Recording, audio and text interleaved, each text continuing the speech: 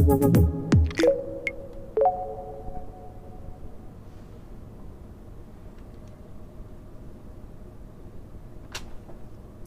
everyone, and welcome to Kabbalah Explained Simply. My name is Leo, and today's session is a special session. I think it's close to everyone's heart, maybe pockets. And today's session is about, it's called Can't Buy Me Love, the connection between money and spirituality. That's a big topic, I know.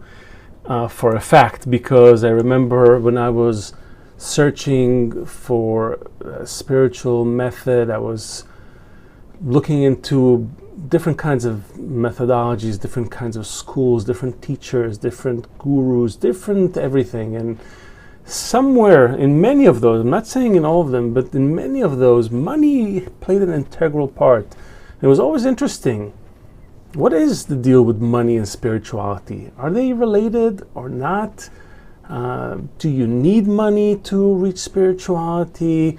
Do you need money to advance in spirituality? Does money play any role in your spiritual development? Can you buy someone's love with money, as the song already answers?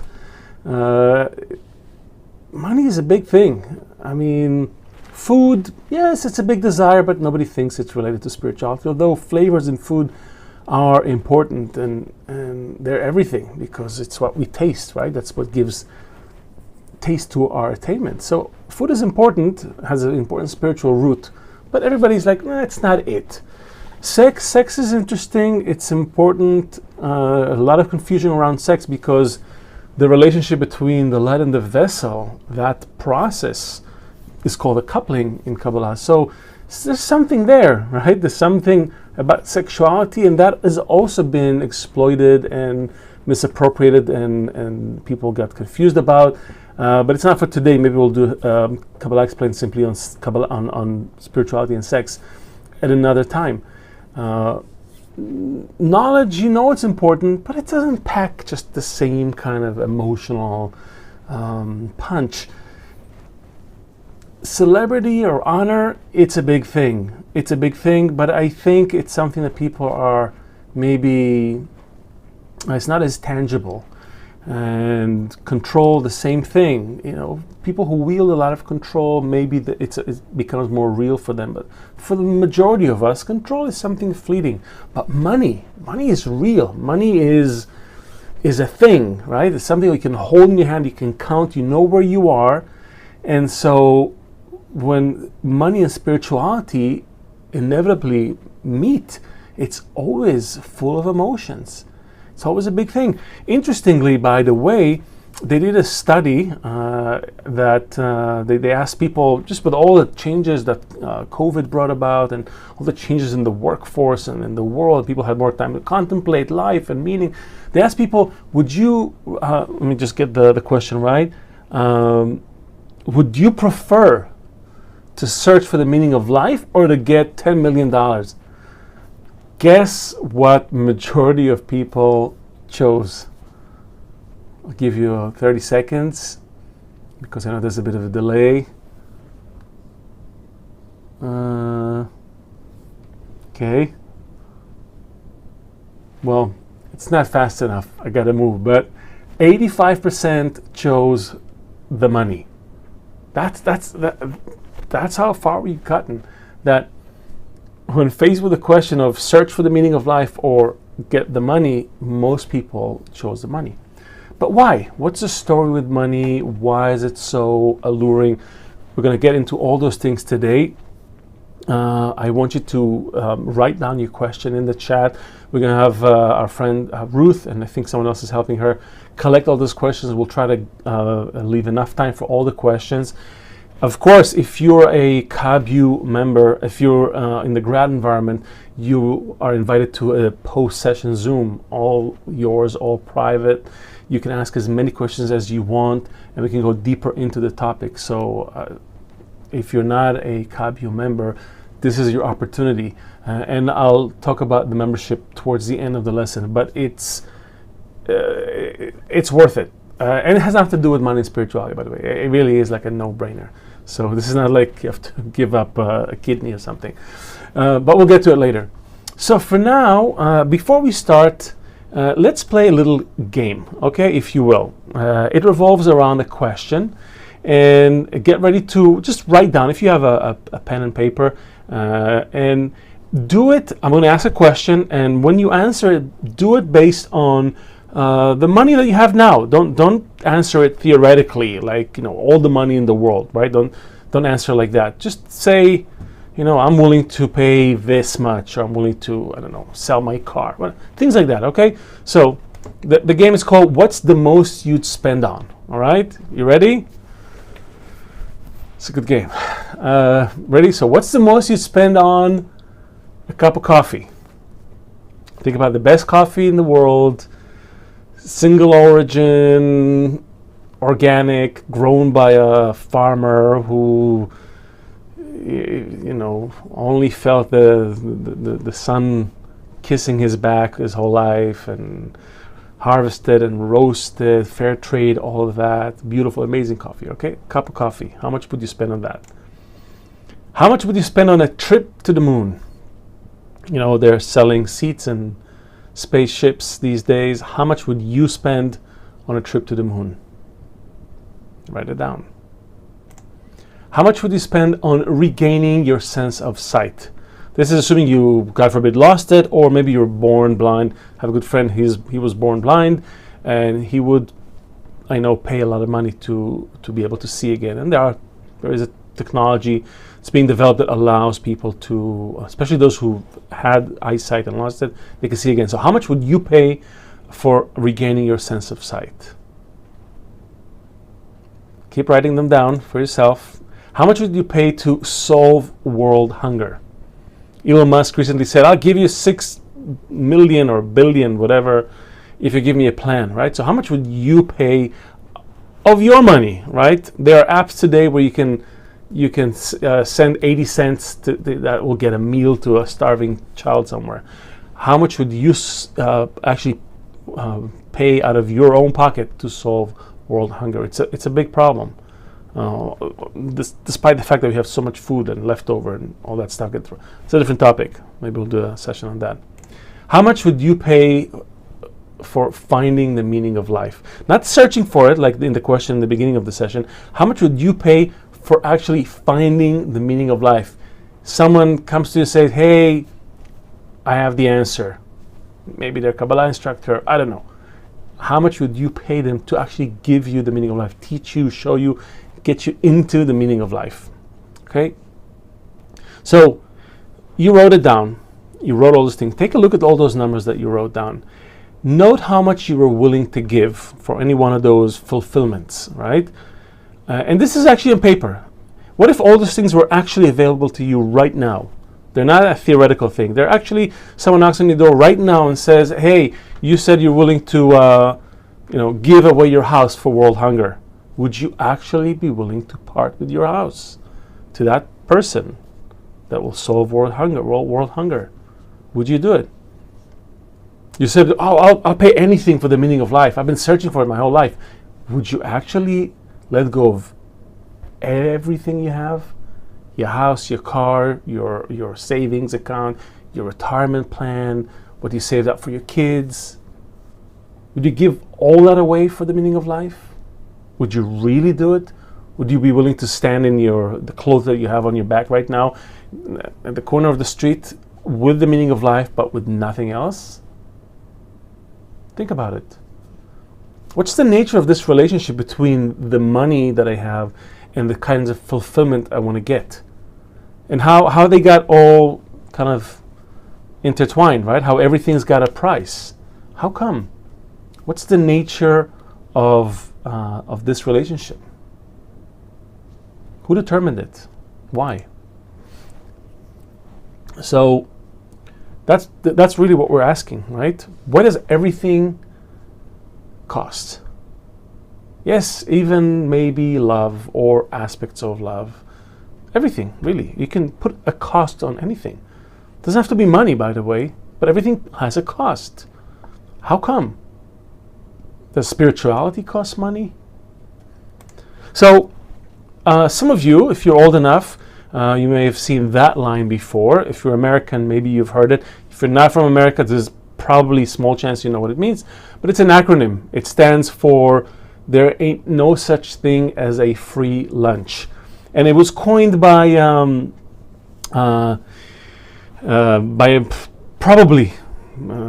journalist in somewhere in the middle of the World War II.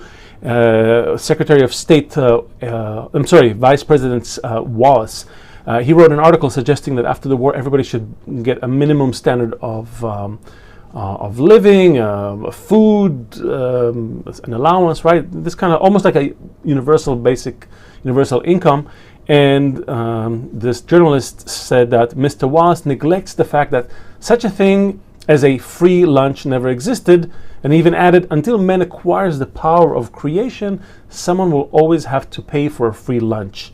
Okay, interesting, that connection with the power of creation. That's from 1942. And then in 1966, Robert Heinlein wrote a book. It's called The Moon is a Harsh Mistress.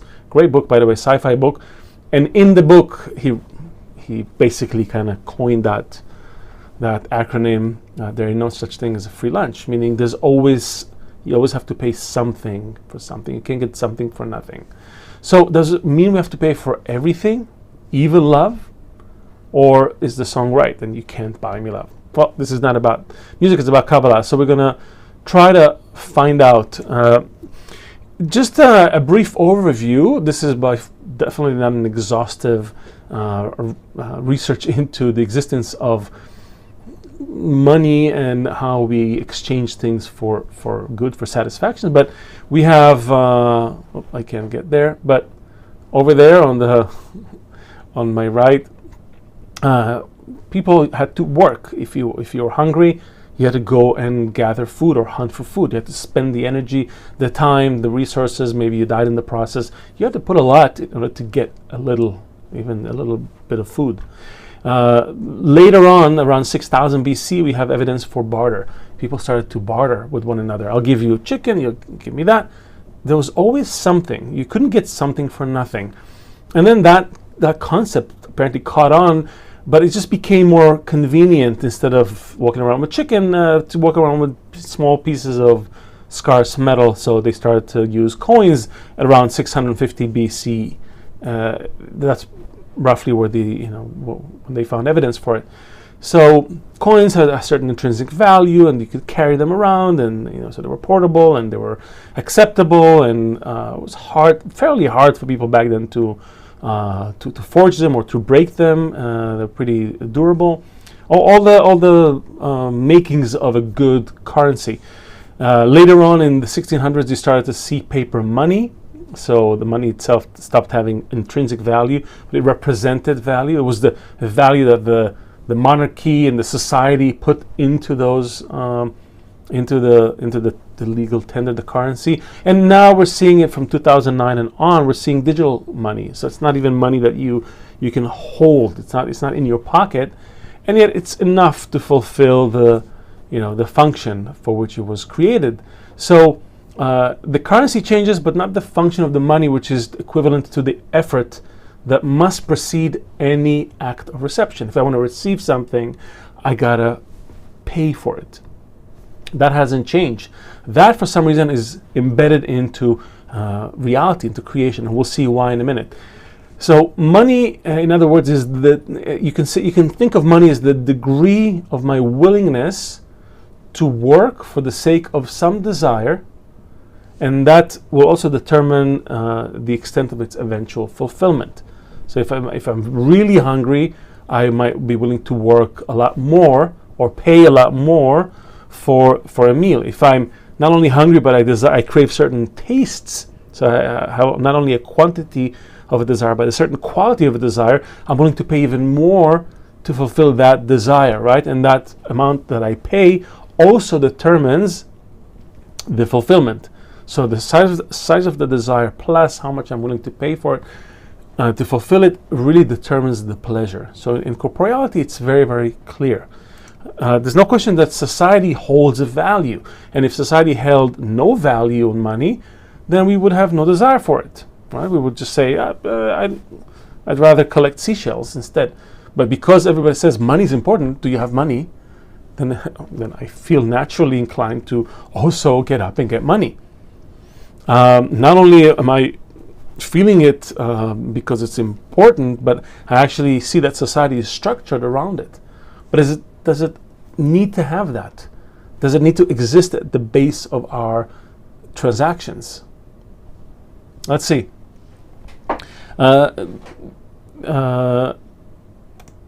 So, the big question is, drum roll, does money have a spiritual root?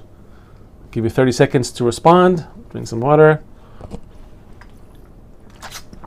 Again, collect your questions, post them, we'll take them, we'll get to them, promise. So, does money have a spiritual root? The answer is yes.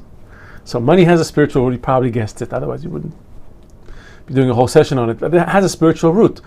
Money is an expression of the force necessary to fulfill my desires. They could be egoistic desires, which are the desires that I'm born with, that I have, that all the people around me have. We all have egoistic desires for myself, right? I want to receive for myself.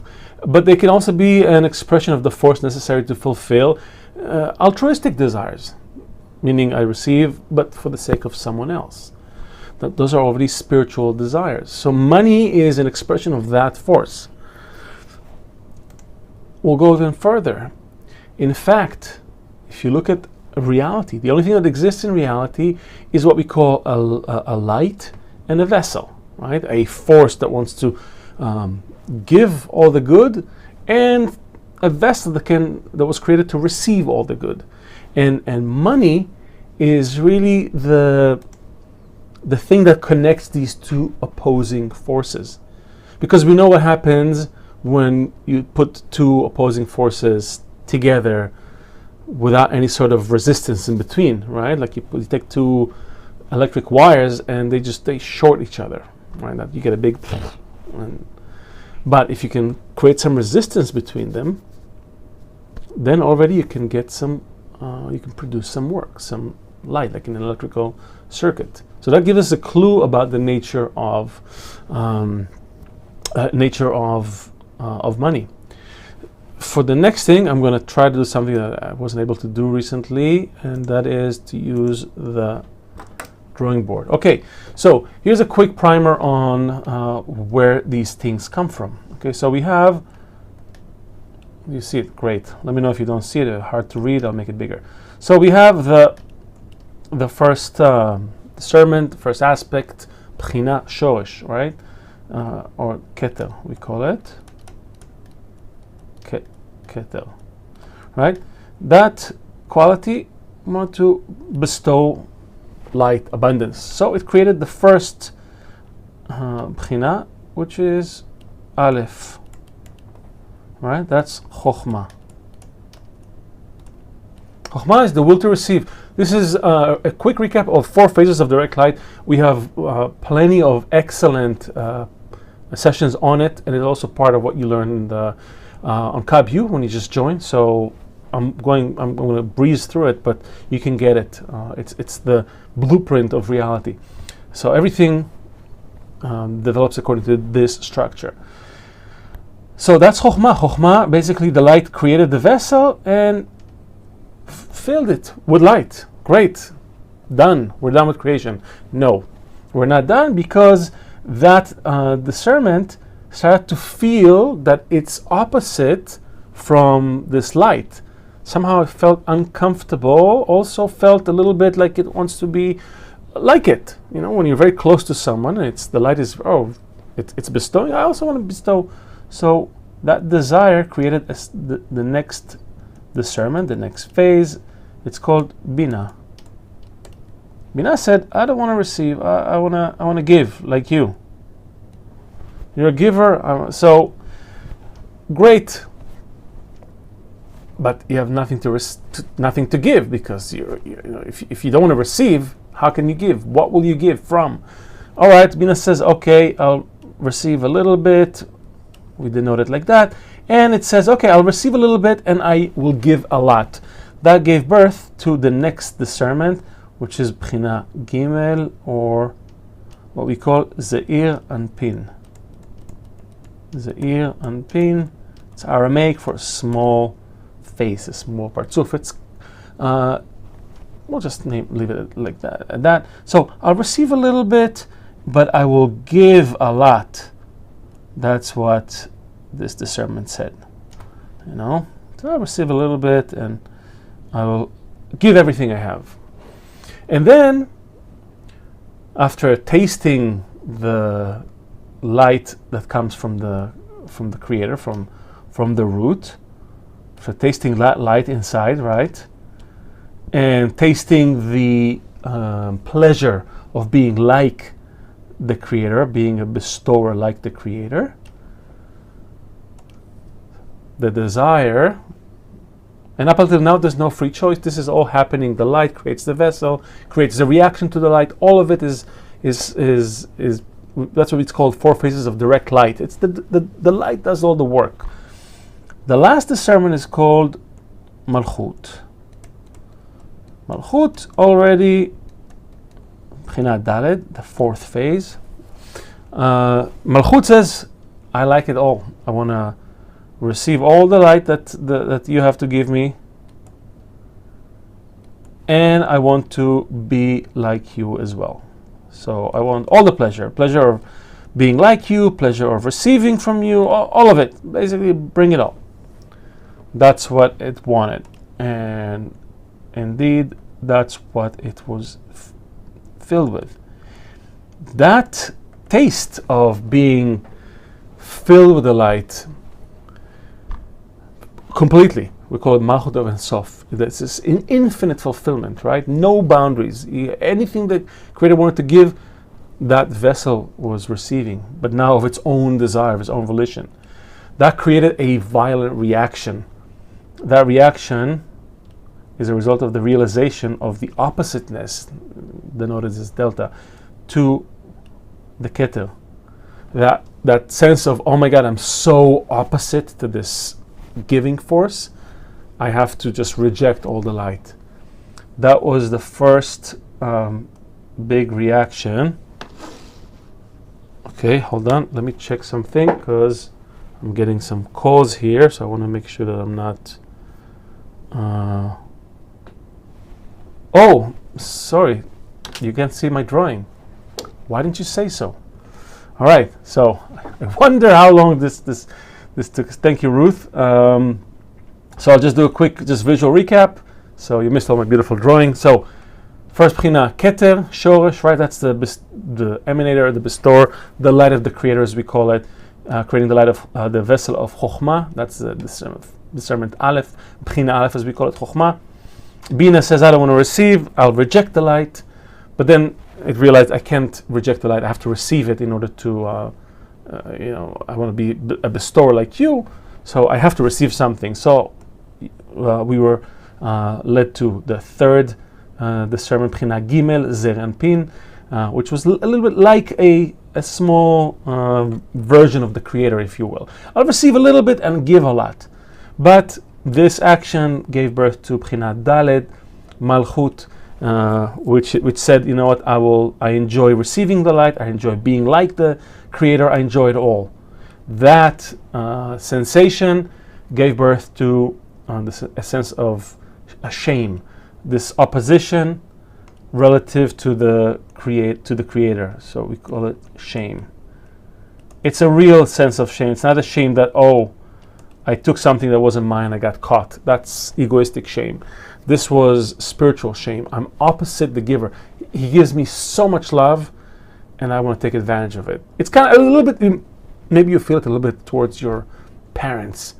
Maybe you were a teenager and you were like taking, maybe, taking other things, and eventually you realize, oh my God, these people love me.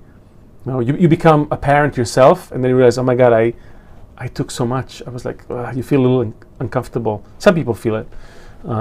It's okay if you don't, but it's also a good sign. Maybe if you do, it's a sign of development.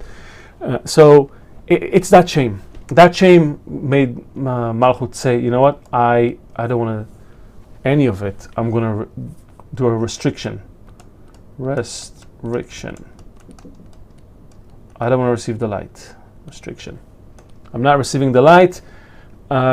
This is it. But the creators keep sending the light. The light keeps coming. This is direct light. So it said, I'll only receive the light if I can receive it in order to bestow, in order to, return the favor to you. So this is where the screen was born. That's the moment where this thing called the screen, Masach in Hebrew, screen. So screen.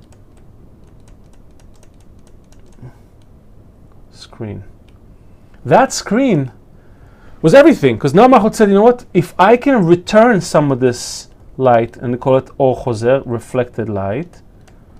Reflected light. Light. Jeez. Light.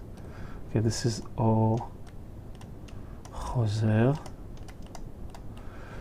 This is Or Yashar. Okay, it says I'll return some of this light, and only the amount that I can return. Let's say I can return 20%. This is how much I'm willing to receive. 20%. Right? This is how much I will receive right here. Okay, the rest will stay empty. I'm rejecting the light. So all in all, this what you're seeing here, this structure here is essentially the first ever form of exchange, monetary exchange, payment, if you will. Okay, I'll pay. The screen is going to determine how much of my desire I can fulfill. I can receive light in. Okay, how much? According to as much light I can return to you in my good attitude. I'm receiving because you want me to receive, not because I'm such a big egoist I want to receive. No, you want me to receive. That will give you pleasure. I want to give you pleasure like you're giving me pleasure.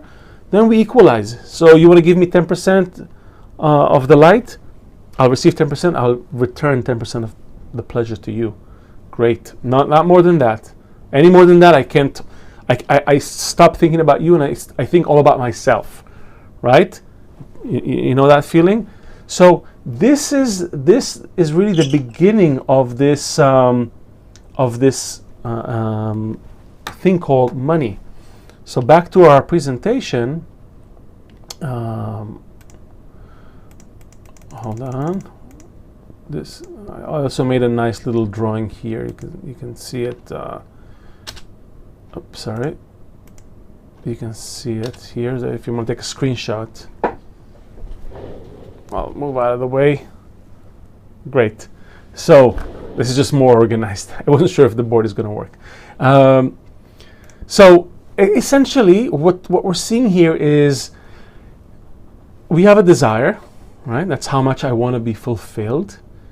Egoistic, altruistic doesn't matter, but I have a desire to fulfill, and I need a screen, which is this thing, which is called in Hebrew Masach. I need a screen if I want to receive anything from the Creator. Because if I receive without this payment, I feel this shame. So this allowed me to be in a relationship with the Creator, with the upper light. Okay, not even the Creator himself, this I have no contact with, but at least with the emanation of the Creator, what I call light, this sense of fulfillment, right? And it's interesting, where does it come from? So Masach in Aramaic is kisufa. Kisufa means the cover. It's a cover. Kisufa is also the root of kesef, which in Hebrew means money. So now you see the spiritual root of exactly that word. It's not next to it, it's not an approximation, it's exactly that. So in other words, silver or kesef, right, or money, right, is the screen in spirituality. That's sometimes we also refer to it as the intention, right? It's the correct form of reception that allows me to fulfill some of my desires with some of the light, because I can return the favor, so to speak. I can receive it in order to bestow back contentment to the Creator. We can have a relationship, which is what he wants and what I'm able to do with the screen. So silver, kesef, is the quality of bina, bestowal, atzilut, the word atzilut, generosity. It's that ability to cover, right? To cover those, to cover my desires. Gold, on the other hand, zahav in Hebrew, is also a combination of two words, zehav, give this. Okay, it's interesting how this word even means then give it, right? It's associated with malchut, reception, the world of asiyah, avarice, greed, all that. And in the old scriptures, there's always a very clear delineation between vessels, utensils in the temple that are made of silver and those that are made of gold. And when you buy something, all of the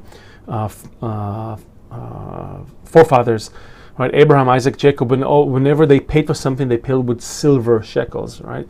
Because they represent certain degrees in spirituality, and that represented the screen that they had. Okay, that's a little fun fact. So this is really where this relationship comes from, where it started, where it was embedded in reality. From the moment that we were created, that the vessel was created. I'm not even talking about the breaking of the vessels and the appearance of the worlds and Adam Arishon, and then the breaking of the souls and the Big Bang and our world. That was the spiritual root of this thing, which would later become money, or our need to pay in order to receive anything. So money is really the ability to work with my egoism, either for its benefit or against it. Meaning I can use it egoistically in this world, right? Corporeally, I have a desire for something, I pay money for it, I can fill it, or it's an expression of my screen, my Masach, my spiritual force that allows me to cover my desires. In a way, I made an easy comparison for you. So in our world, money is my ability to fulfill my egoistic desires. Money in my account can cover a check, right, in exchange for goods and services. See, even the words, I was just blown away. Even the words are the same words, right? You know, who's going to cover this? I'm going to cover it. Right? There's no cover for this check. It's the word, to cover, right? And in spirituality, money is a screen, right? It's my ability to cover my egoistic desires and relate to others altruistically in bestowal, in support, in a good attitude, right? Something. That's money. Furthermore, money is the price I pay. In our world, the price I pay is determined by how much I will receive for myself, by detaching from others, thus creating separation between us. So by paying for something, you get fulfillment, which the very action separates you from the whole. Whereas in spirituality, the money in spirituality is equal to the price that I pay, that is equal to the extent to which the unity emerged from my actions, from stepping on my egoistic desires. So you see, same thing, the same quality of money, two opposite uses. Okay, and fun fact, we have pocket money as well, dmei kis in Hebrew. Pocket money is a real thing, right? Even that has a spiritual root. It's the screen, I don't know if you can see it, it's the screen covering the basic necessities of the desire. So pocket money means the money that is used without any choice in the matter. I must have food and water and shelter, or the money you give to a child. Here's your lunch money, and you can have a lollipop or something, which is also a necessity for a child. Whatever it is, this is it. They have no choice. The minute they start to have choice in the matter and calculations, it stops being pocket money. Then you already are dealing with more mature vessels. So you're moving into another layer, another level. So the final kind of thought is that in our world, you see money, and these are the 6 characteristics of currency in our world: durability, portability. Durability means it's hard to break it or destroy it, right? Portability, You can carry it with you. Divisibility, so it has like small denominations that you can, we can buy different things and pay different things. Uniformity, so $1 equals another dollar, for example. Scarcity, you can have endless supply of money, or it kills the economy, right? Inflation and all of that. And acceptability, it has to be agreed upon by everyone to accept it. In spirituality, look at those things. It's the same thing, but so much better, right? So durability, only the light can break your screen. Rather, once you attain it, only reception can break it. But as long as you're in spirituality, the screen is what's the word? Unbreakable. It's portable. Yes, it's attached to your soul wherever you are. There it is. Divisibility, it has 125 degrees. So even Bitcoin, so a dollar has only 2 decimal points after the point. Bitcoin has 8 decimal points, 8 zeros after. The screen has 125 decimal points. So endless possibilities. Uniformity, many desires, only one screen, one form that they can take. Bestow. So it's great. Scarcity, yes, it's tied to your desires. You can never have an inflation of spiritual money. And acceptability, yeah, it's the spiritual gold standard. It's accepted everywhere there's a spiritual society, an altruistic society. So this is great. And before we go to questions, I'll just read 2 quotes that are really, or maybe you know what? We'll read the quotes later. Let's go to questions. Oh, there's no questions. That's great. Oh no, I'm sorry. I'm looking in the wrong place. There's a ton of questions. All right. So, all right. I'll go from top to bottom, right, Ruth? I hope. Yeah.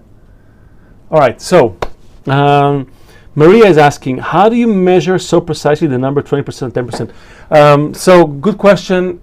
Good question, Maria. It's just a representation.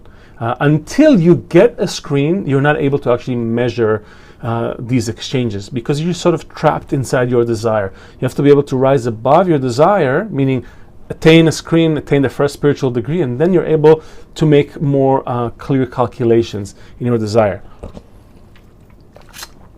That's mathematically also provable as well, by the way. So we're just saying 20%. Rabash also writes about it in his articles. He says, for example, 20%.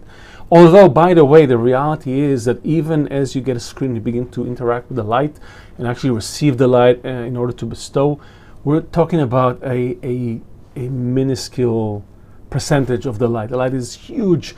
Even when Kabbalists talk about the worlds and how the light shines all the way from Ein Sof down to the world of Asiyah, we're talking about, they always draw like one line out of a whole sphere of potential light. Okay, just to give you an idea. So there's a lot of light. It's very tiny in comparison to what we're receiving. You can even go further. All the light in the corporeal reality that came out of the Big Bang is a spark in spirituality. Just to understand the magnitudes, the orders of magnitudes of the energy that we're working with here. So let's see how to measure the quantity of light. Okay, this I answered. Heidi is asking, so on a practical level, the more grateful we are, the more light we can receive.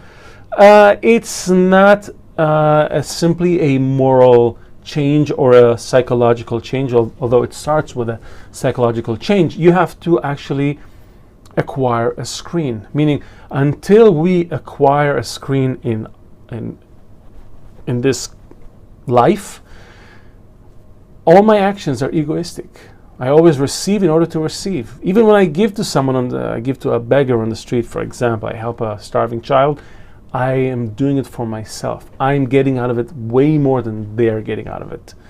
I'm not even able to see all those things all the time, but rest assured, we only do things that give us pleasure. So right now, being grateful, grateful for what you have, this is good. It's part of the work. Gratitude is part of the work. But gratitude in and of itself is not going to grant you more light. You actually have to acquire a screen, acquire the ability to work spiritually with your desires. Paul is asking, can we compare the screen in the spiritual world with money in the corporeal world as an interchange of giving and receiving, trade? Yes, exactly, Paul. That's exactly what it is. That's that was a very well put. Let's see, just so it's clear. Let me show this again. See, this is it. Screen, desire. We're missing the light here. Let me go one back. Yeah. See, so the light, the desire, and the screen in between. That's where the exchange happens. And by the way, that exchange, just go back on what I mentioned in the very beginning, that exchange feels like a sexual exchange, a coupling. Kabbalah is called a coupling between the light and the vessel. So every time the light hits the screen, it's like the really close to the sexual pleasure. Okay, that's why they talk about spiritual pleasures being so tremendous that you really cannot equate them with corporeal pleasures. But you see why the power of sex in this world is so strong. So sex and money, such strong forces because of their spiritual roots. So just to give you a clue on that.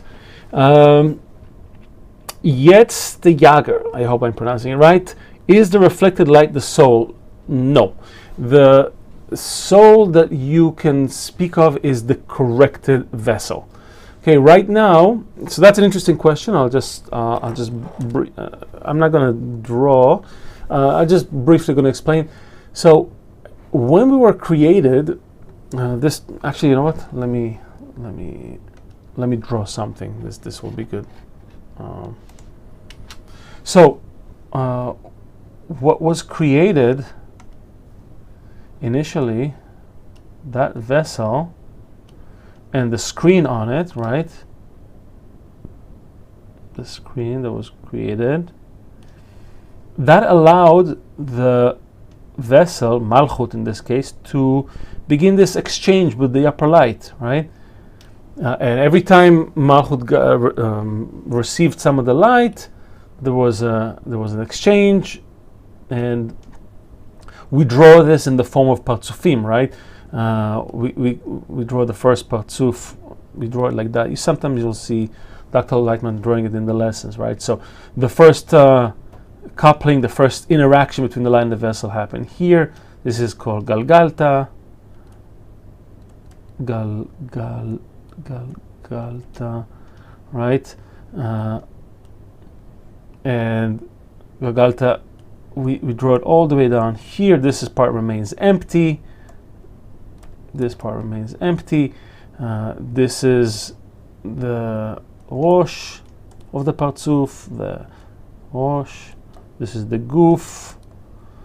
Right, light goes down, and then the screen, your ability to pay, gets refined, as we call it. You basically lose the ability to pay for the same amount of light, and now you can do the next zivug, the next coupling, at a lower level, right? And you can receive again light in the partsuf, and then again it gets refined, and again you are able to receive light at a lower level. So in a way, you keep using your money, your budget, right? This screen here. Okay, okay, I lost my red. So all blue.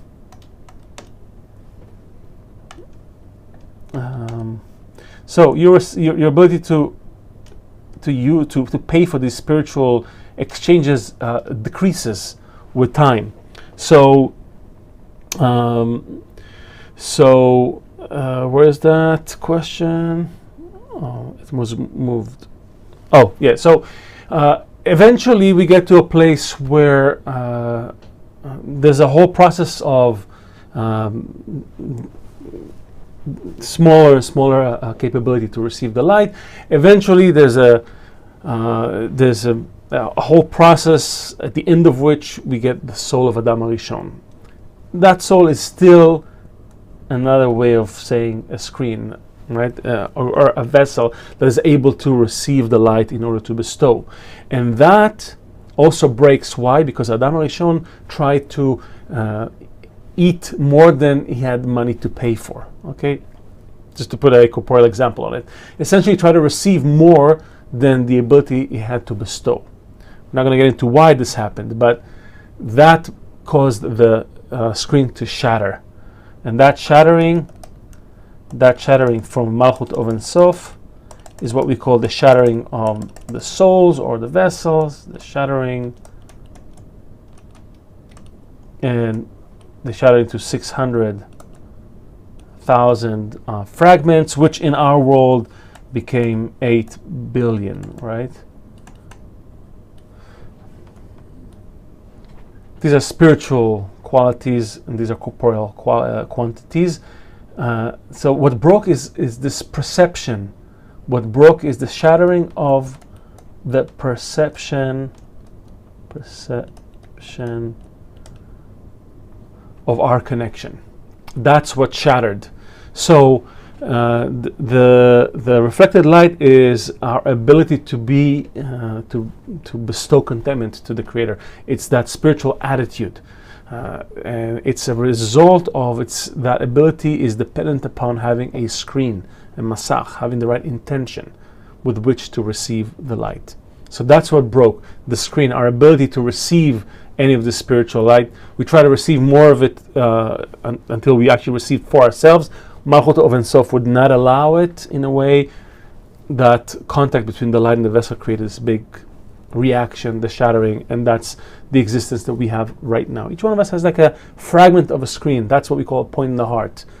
It's surrounded by a lot of egoistic desires instead. Okay. Gigi is asking, how can we attract the light? Sorry, Yordanka, how can we attract the light? How can we grow spirituality in order to receive more light? Great. We follow Kabbalistic advice that tell us, hey, you want to recreate the screen, you need the light to work on you. So what do? We gather with other like-minded people, other people who also feel that point in the heart. And we gather in a group and we start to work under the guidance of the Kabbalists.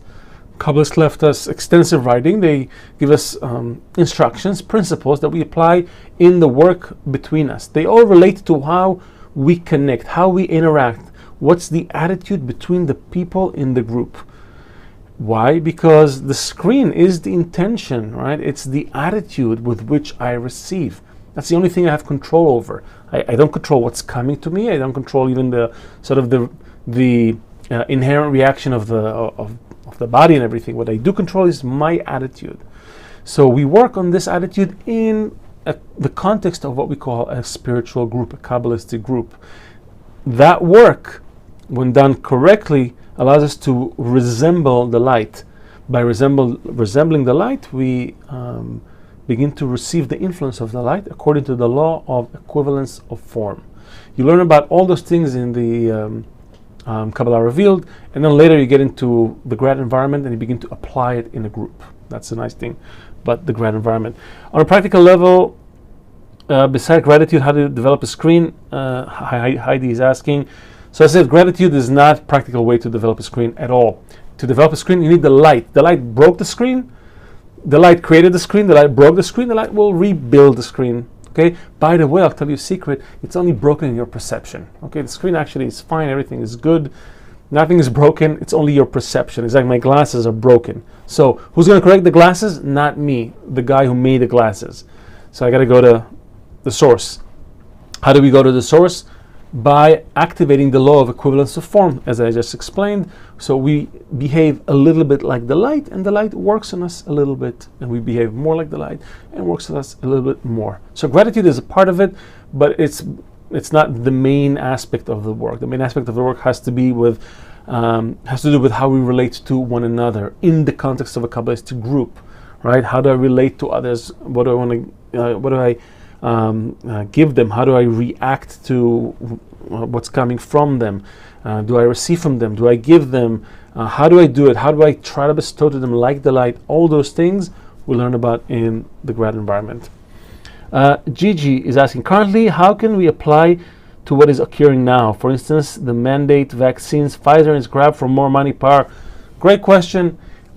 because money is used egoistically in this world, people have become very good at exploiting it, because this is the way that society has been conditioned. We conditioned ourselves to fulfill our desires in this way. We are operating on our egoistic desires. So unless we exchange our intention from egoistic to altruistic, we'll always face these what you call money grabs. Now it's Pfizer. What do you think? Before Pfizer, you had you know how much money they spend on weapons and bombs? Trillions, right? We talked about world hunger. I get blown away every time I get these ads on my phone that say, hey, pay 80 cents a day to feed a child. What do you mean? You have all the money, you have all the food. What do you need this me in the middle? We have all these mechanisms that are just broken. We need to fix how we relate to each other. We need to fix our intentions from egoistic to altruistic, and then society will automatically begin to live in a different way. I have a quote on it, by the way, because we think that we live in a time where we have a lot of resources, and yet they're all so corrupted and money grab and all that. Guess what? Bala Sulam wrote about this little country in the north called Russia, right back when it was the Soviet Union. So I have a quote on that. Why? Because Soviet Union was a great example of a country that had everything, but I mean everything. And they decided that they will try and take care of people's basic needs, distribute the wealth so there's no great gaps between rich and poor. Forget about the name of this doctrine that later was attached to it. I'm just talking about the concept, right? Let's take care of everyone's needs. That sounds great, right, on paper. Why would I worry about it? You don't feel well? Great, go to the doctor. He'll take care of you. Bill? No bill. It's all you're part of the community. Why wouldn't you? Why wouldn't we take care of you? You're hungry, here's food. You're thirsty, here's a drink, and so on and so forth. On paper, it sounds good, but they didn't account for one thing: human nature, right? That's one thing. But the second thing, which is the gravest sin, is this. Let me show you. I have the quote. Just was saving it for this, so I'll read it. Baal Shem says, this nation has sinned one sin which the Creator will not forgive, that all this precious and exalted work, namely bestowal upon others, which they have begun to perform in the first years, it was heaven, needs to be for the Creator and not for humanity. And because they do their work not for His name, not for the quality of love and bestowal, then from nature's point of view, they have no right to exist. No right to exist. So communism, capitalism, we're going down the same route, just different ways of getting to the same realization. Human nature is flawed, is broken on purpose, and we have to consider how to correct it. So for me, all this, what's happening now with money grab and in this way or in that way, it's just more expressions of our broken human nature, nothing more. It takes on this form and then this form. What we should be concerned about is how are we working towards correcting ourselves? How do we start to draw the light into the system? Because when we correct our desires, our intentions rather, when we correct them in order to bestow rather than in order to receive, everything falls into place, the way we relate to each other. I have a quote on that as well. I'll read it to you in a second. I'll just finish the questions. Crystal, how do you know when you have acquired the screen? It's like it's basically the equivalent of, in corporeality, you have a credit card and they give you have a $1,000 limit, and one day you go to the card, you've been so good, you've shown that you don't spend on yourself at all, you only spend on your necessities, everything else you want to just give to, take care of the world. That's your true nature has changed. Everyone around you is like that, you're like that. They raise your limit to $1 million, because you're suddenly become a a pipeline. Ratzon in Hebrew, since we're dealing with Hebrew words, it's interesting. So ratzon, ratzon, okay, in Hebrew, it's the same letters as tzino, which is pipeline. No, I'm sorry. Ratzon. So that's desire. Desire. Oh, the word is working again. That's desire, and that's tzino. In Hebrew, it's the same letters. That's pipeline.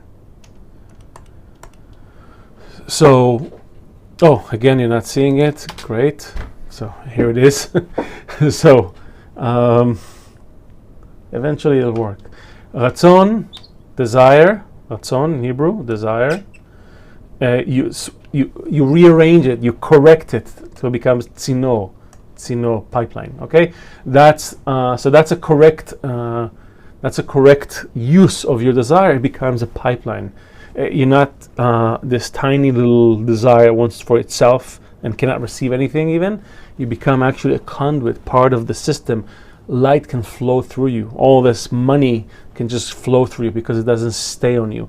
You receive the pleasure of it without getting attached to the material form of it. Okay, if it makes sense. Although it sounds egoistic, we're talking about spiritual qualities here. Maria is asking, hi, how do you measure the quantity of the light received? According to what? How to measure the quantity of light my desire wants to bestow? So as I explained, right now, you can't measure it. Don't try. Right now, we're focused on the work that we can do in order to attract the light and have it work on us. That's what interests us more. So if I can add, I want to add more. I'm not at the point where I need to be measuring. I'm at the point where I need to, work as quickly as possible on drawing this light on me that will make these changes in me. Debbie is asking, is that the same as Tifferet? I'm not sure what the question refers to. Zeir Anpin is the same as Tifferet, yes. So when you name the Sfirot, the 10 Sfirot, right? Keter Chochma Bina, Chesed Gvura Tiferet, Netzach Hod Yesod Malchut. So Tiferet is the middle Sfira, but Zeir Anpin is all those 6 together. So Chesed Gvura Tiferet, Netzach Hod Yesod together are referred to as Zeir Anpin. That's why I said it's a small parzuf. It's not a 10 Sfirot, it's 6 Sfirot. Maybe that's a question you asked. Mars. So is the intention our spiritual currency? Yes, exactly what it is. Tim, if money is a form of communication, isn't it a form of spirituality? Is fetishization the deception, not the money? The problem is that the money that we have has a spiritual root, but the money that we see in this world is man-made. It's a corporeal example. Everything that you see in the world around you has a spiritual root, but that doesn't make it holy. Okay, that doesn't make it spiritual. The spiritual root must meet the spiritual branch, and at least once. That's why, by the way, you read about all these big events in the Bible that happen only once, right? The big flood, the destruction of Sodom and Gomorrah. By the way, I made we recorded a great episode on that, and it has to do exactly with exchange, with money, and also with exchange. So these things happen once to demonstrate to us what's at stake here. But once they happen, once they made contact once, they don't need to happen again. Rather, it's already, the example was given, the direction was given. Now we just take the lesson from it. That's why you don't see a repeated action of the same kind. Rather, it happened once, and so money, everything has to do with money, with greed and avarice. Was already addressed in the Bible. All the stories about silver versus gold, it's all there. Now it's up to us to apply it, to realize this, to implement it, and we do it through spiritual work, not through fetishization or defetishization of money, because money for now will stay. I want to finish. Hold on, it's another topic, so I'll leave it. When we awake spiritually, what can we do to not fall asleep again? You need a group, and I know we have to conclude, so I just want to take you through one last quote. Where is that? There it is. Oh, sorry. There it is. So it's a quote by Dr. Lightman. So we talk a lot about money, but not about, we don't talk about money, we talk about the screen, because that is the currency. However, when asked, Michael Lightman did speak about the future of money. He said, if we knew that our life depends on attaining nature's eternity and perfection by unifying as one man with one heart, that precisely by means of attaining an altruistic sense of existence in our connections, we would reach another level of life and another guarantee for our lives, then we would be able to change our approach to money and stop treating it as a value that surpasses everything else. This is why we need to realize the general law of nature, the law of altruism. By becoming equal to the law of altruism, we can merit perfection and eternity. Accordingly, we will also reach a state where money will disappear from the world. Eventually. Not yet, but eventually. So, just to make sure we answered all the questions, do you need money to reach spirituality? No. It's a work that you do in a group. Can money help you advance in spirituality? No. No amount of money that you can pay. Rather, you need the right desire. We advance through the right relationship with that we form with the light, what we call prayer. It's not prayer that you know from church or synagogue. It's a different kind of request. Sessions on that. Will money eventually disappear? Yes and no. No time to get into it, but money as we know it will stay. We need it because it helps us measure, right, the exchange, but it's not going to be used in the same way to fulfill our egoistic desires, rather to measure how much unity was added to the whole. And 4, is there a place for money in spiritual work? Right now the answer is yes, in dissemination, meaning if we have more money, we can reach more people. Simply, buy ad space, build websites, publish books, do these sessions, etc. But it's not in and of itself a tool for spirituality. There's one more aspect about money which is great, and you only learn about it in the grad environment. So I recommend that you join the grad environment. And for that, I'll say briefly because we're over our time. If you become, or rather when you become a KabU member, this is great. Why? You get access to authentic Kabbalah, so unlimited access to all the courses, learning path. You have 4 courses that are, take you through 20 weeks with all the material available in MP3, MP4s, transcripts. You get into an environment that helps you nurture that point in the heart. You get exclusive sessions like we have, the one we're going to right now, and you get to ask anything in the forum. And a lot of free bonuses. The 14-day free trial is just one example. There are other things. And specifically, if you want to know how much it's worth, because we're still in the corporeal world and money is a thing. So this is worth $1,000. The environment is worth $2,400. Together it's $3,400. But you get it for $19 a month or $119 a year if you pay annually. So yeah, this is a great deal. And it has to be. We have to still work within the confines of this structure the society created. So yes, things cost money. We pay for everything that we use to bring you this kind of session, and we ask for that money in return. So that's why it's very little, but it's still money. We understand. But you make a calculation, and I hope you decide to join us, because right now we're going to go to the Zoom with the members of KabU. So it's been great. I'll see you here in 5 weeks. Send in your questions, your ideas for topics. Maybe we'll do Kabbalah, spirituality and sexuality. It sounds like an interesting topic. Thank you so much, and have a great night or day. And we're out.